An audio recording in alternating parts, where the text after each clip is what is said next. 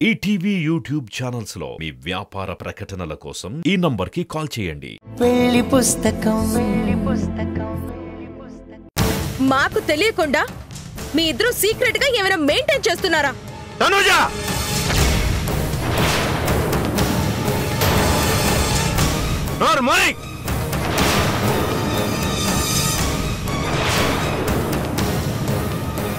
మతుండే మాట్లాడుతున్నావా? అసలు ఏం మాట్లాడుతున్నావా నీకు అర్థమవుతుందా?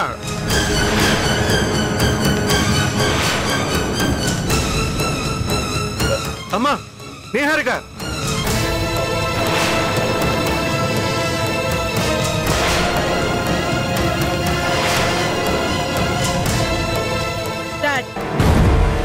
మీరు నా మీద ఆవేశపడ్డం కాదు, ఆఫీస్ లో అందరూ అనుకుంటున్న మాట నేను అన్నాను. తనుజ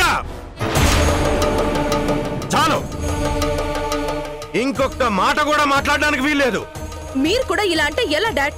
తను ఇప్పటికే పెద్ద ఇష్యూ అయింది, ఇంతకు మించి ఏం చేయొద్దు. మావయ్య చెప్పినట్టు సైలెంట్ గా ఉండు. మీరంతా పనులు మానుకొని మరీ ఏం చూస్తున్నారు? వెళ్ళండి. తనుజ నువ్వు నాతో రా.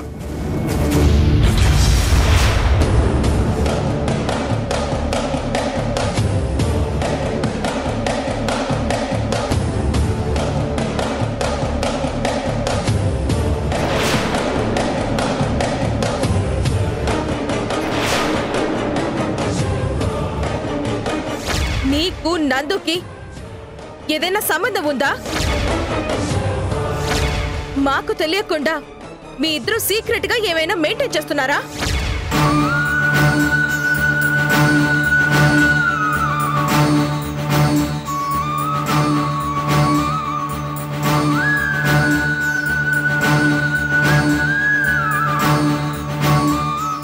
నీ మైండ్ పనిచేస్తుందా?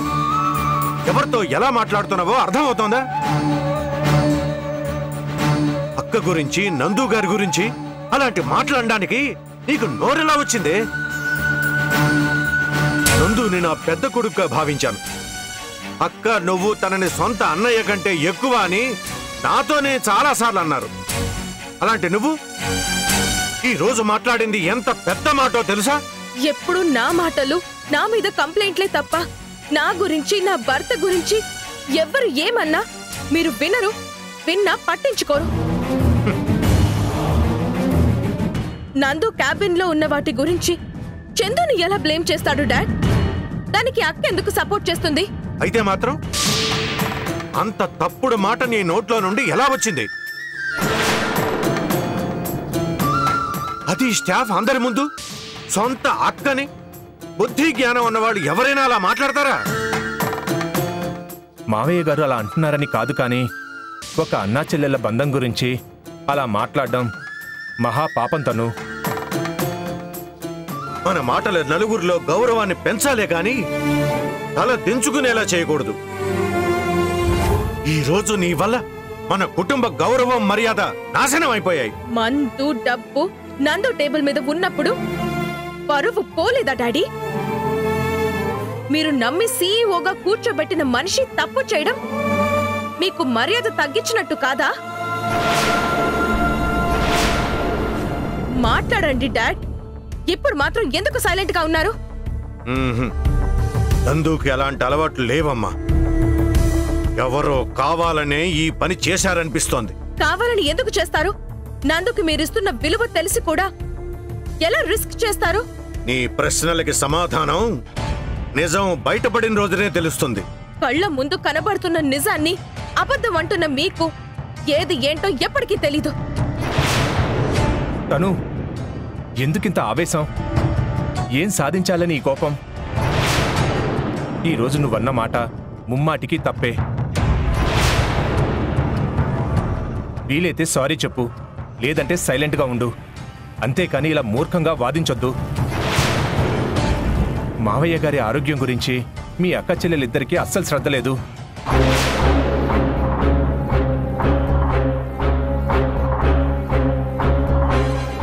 Neha, come to my cabin.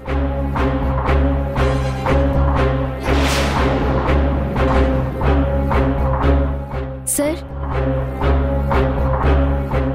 నందు రూమ్ బయట సీసీ కెమెరా ఫుటేజ్ మొత్తం నేను చూడాలి. అతను లేని సమయంలో క్యాబిన్లోకి ఎవరైనా వెళ్ళారా లేదా అని నేను చూడాలి. సార్, మన ఆఫీస్లో సీసీ కెమెరాలు 2 డేస్ నుంచి పనిచేయడం లేదు. ఆల్రెడీ టెక్నీషియన్ వచ్చి చూసి వెళ్ళాడు.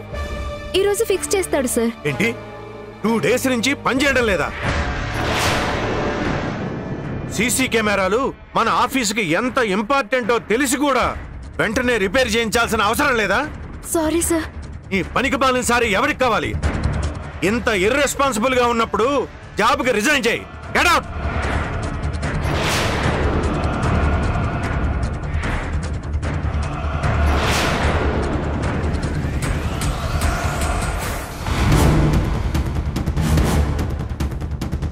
కొన్ని రోజుల నుండి నేను కూడా గమనిస్తున్నాను, ఎవరో కావాలని నీకు మీ అక్కకి మధ్య డిస్టర్బెన్సెస్ క్రియేట్ చేస్తున్నారు. చిన్న చిన్న విషయాలను కూడా పెద్ద పెద్ద గొడవలయ్యేట్టు చేస్తున్నారు. అది ఎవరో కాదు డాడ్, నందు. నందు వల్ల గొడవలు స్టార్ట్ అవ్వడం లేదమ్మా. అతన్ని ఆయుధంగా చేసుకుని మీ ఇద్దరి మధ్య దూరం సృష్టిస్తున్నారు. వాడెవడో గాని నా చేతికి చిక్కితే మాత్రం క్షణం కూడా ఆలోచించకుండా చంపేస్తాను. మీకెందుకు మా అయ్యా శ్రమ? ఇలాంటివి హ్యాండిల్ చేయడానికి నేనున్నాను కదా. ప్రశాంతంగా ఉన్న కుటుంబంలో, ఆఫీసులో విధ్వంసం సృష్టిస్తున్నాడు. వాడు ఎవడైనా సరే మన ఫ్యామిలీ జోలికి వచ్చాడంటే నా చేతిలో చచ్చాడన్నమాట.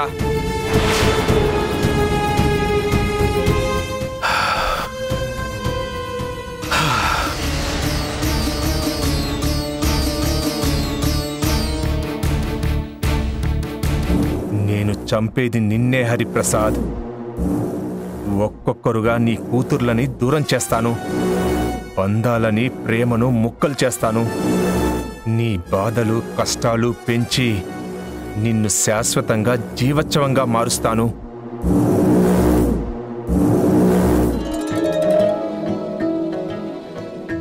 నేను కోపంగా చాలా మాటలన్నాను కదా, అప్పుడు నా మీద నీకు కూడా కోపం రాలేదా?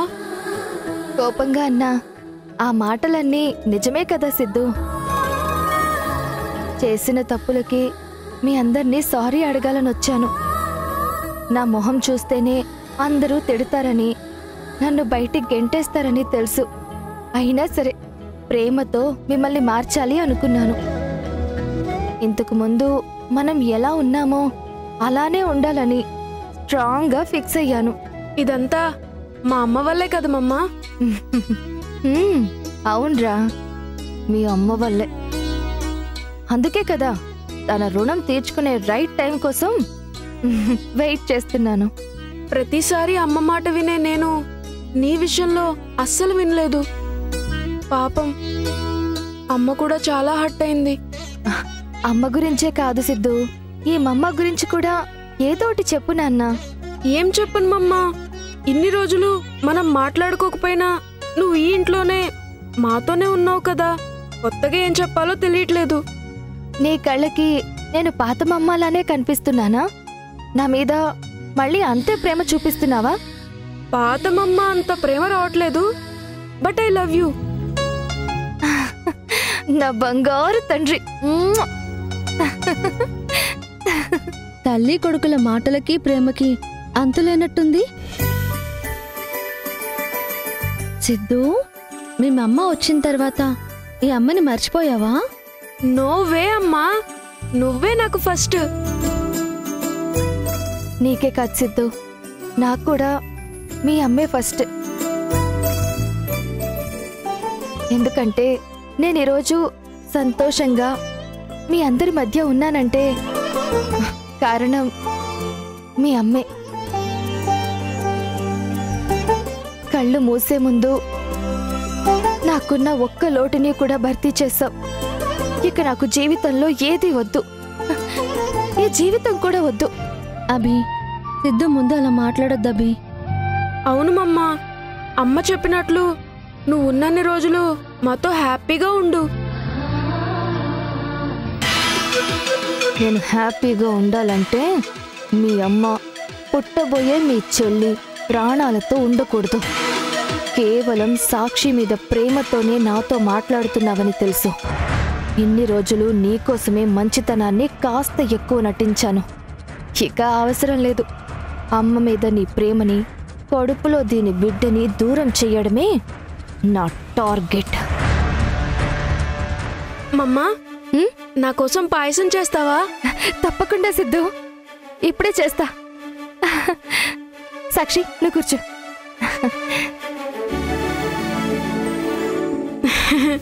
సిద్ధు,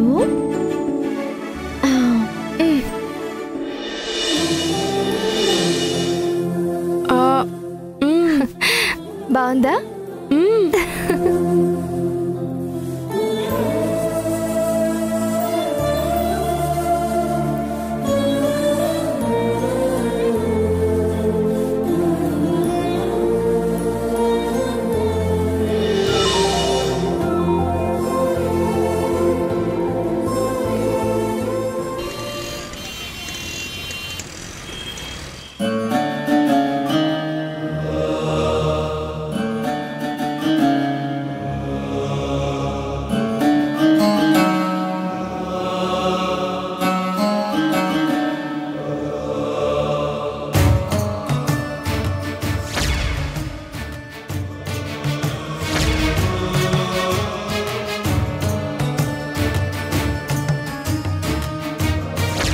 మాకు తెలియకుండా మీ ఇద్దరు సీక్రెట్ గా ఏమైనా మెయింటైన్ చేస్తున్నారా?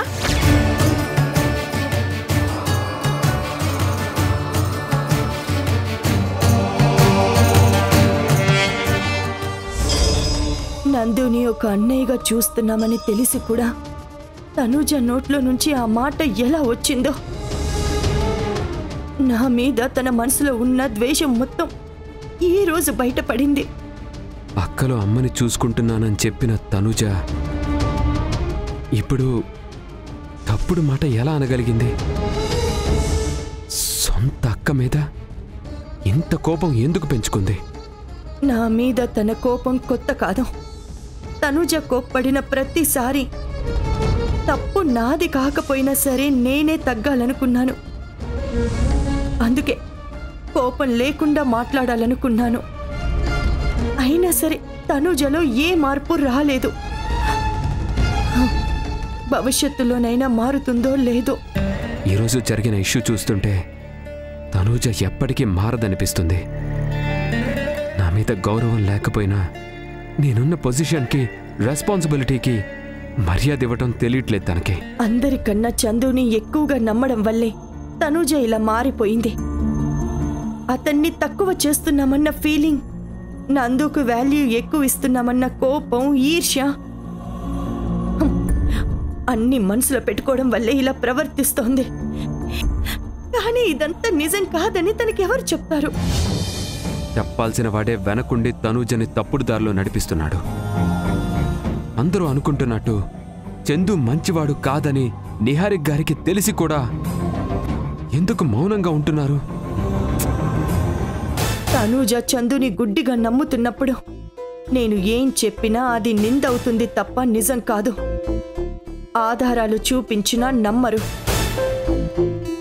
ఏదో ఒక రోజు రెడ్ హ్యాండెడ్గా పట్టుకుని తనుజ ముందు నిలబెడితే కాని చందు నిజ స్వరూపం తెలీదు.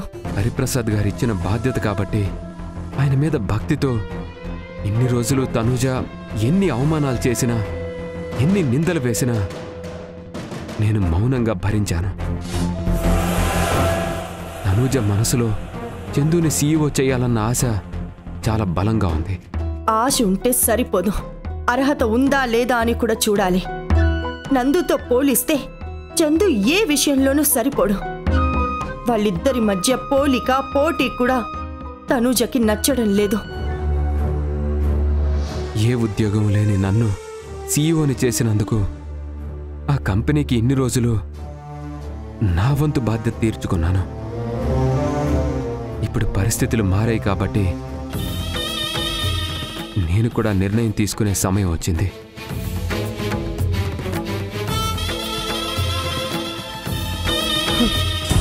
ఇన్ని రోజులు డాడ్ ఆరోగ్యం కోసం తనుజతో అడ్జస్ట్ అవ్వాలనుకున్నాను.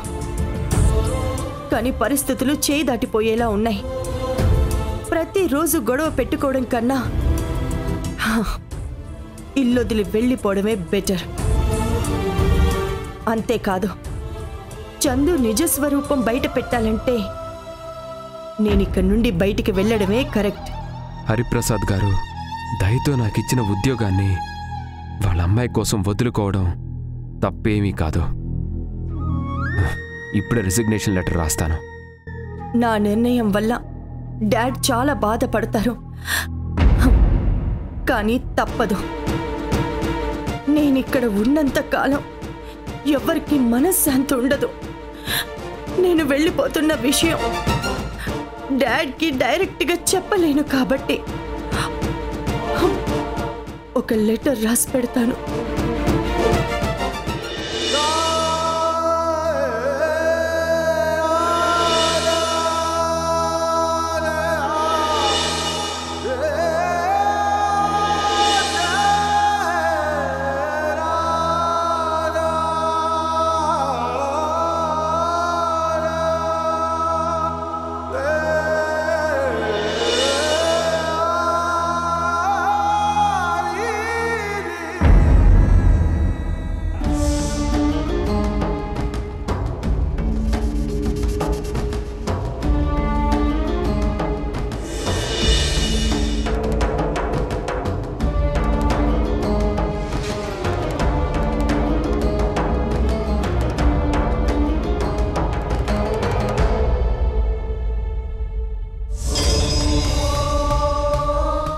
నన్ను క్షమించండి డాడ్.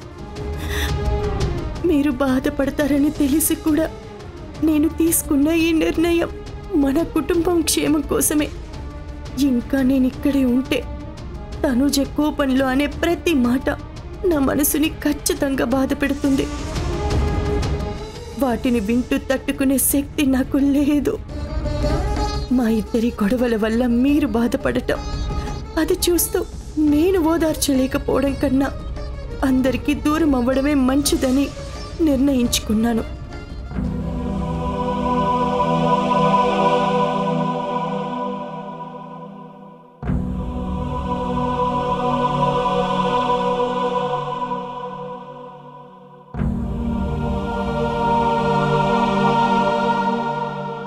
ఈరోజు నేను అనుభవిస్తున్న ఈ హోదా, అధికారం, ఆఖరికి ఈ ప్రాణం అన్నీ మీరు పెట్టిన భిక్ష. మీరు లేకపోతే నా బ్రతుకు తీరం తెలియని నావల నడి సముద్రంలో ఒంటరిగా మిగిలిపోయేది. కుటుంబానికి, బంధాలకి మీరిచ్చే విలువని కాపాడటం కోసమే నేనిక్కడి నుంచి వెళ్ళిపోతున్నాను డాడ్. మీరు నా మీద పెంచుకున్న నమ్మకాన్ని, నాలో చూసుకునే ధైర్యాన్ని, మీ వెనుక ఉన్న బలాన్ని అన్నిటినీ దూరం చేస్తున్నాను. మీరు అర్థం చేసుకోవాలని, నా మీద కోప్పడకుండా కనికరించాలని అన్ని వివరంగా ఈ ఉత్తరంలో రాశాను. నేను ఎక్కడున్నా మీ క్షేమమే కోరుకుంటాను డాడ్. ఈ ఇంటిని ముక్కలు కాకుండా కాపాడుకుంటాను. కన్నీళ్లతో ఇంతకు మించి కారణాలు చెప్పలేకపోతున్నాను.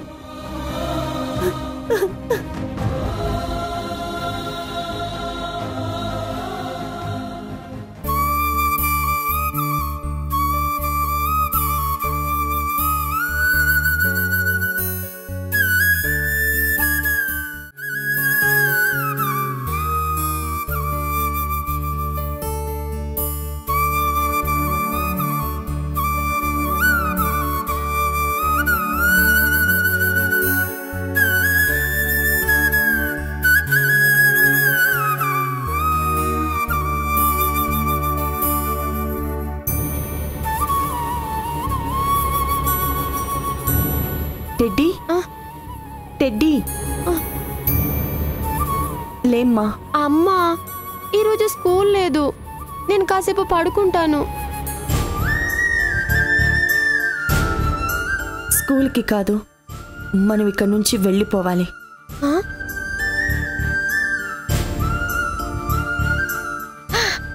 ఎక్కడికి? ఏదైనా టూర్కి వెళ్తున్నామా? కాదు, ఈ ఇంటికి దూరంగా వెళ్ళిపోతున్నాము. ఏంటి, ఇంటికి దూరంగానా? ఏమైందమ్మా? మళ్ళీ పిన్ని నువ్వు ఫైట్ చేసుకున్నారా? తాతయ్య కోపంగా మాట్లాడారా? చెప్పమ్మా. ఇప్పుడు కారణాలు చెప్పడం కన్నా ఈ ఇంట్లో గొడవలకి మనం కారణం కాకూడదు. మనం వెళ్ళాలి అంతే. లేచిరా. ఒకసారి తాతయ్యతో మాట్లాడతానమ్మా. నేను ఆల్రెడీ మాట్లాడాను, పద. ఏమైందమ్మా నీకు? ఒకసారి మాట్లాడి వస్తాను ప్లీజ్. వద్దని చెప్పాను కదా, పద టెడ్డీ, పద.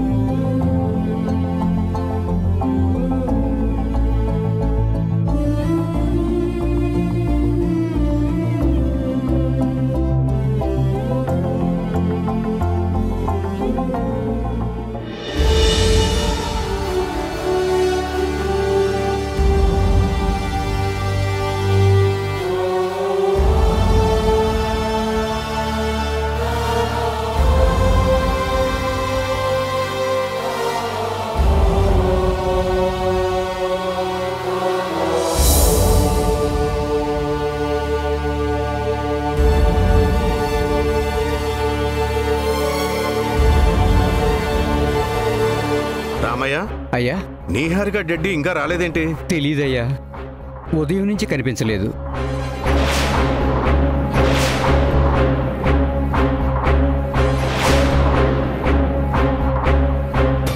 నేను ఇల్లు వదిలి వెళ్ళిపోతున్నాను.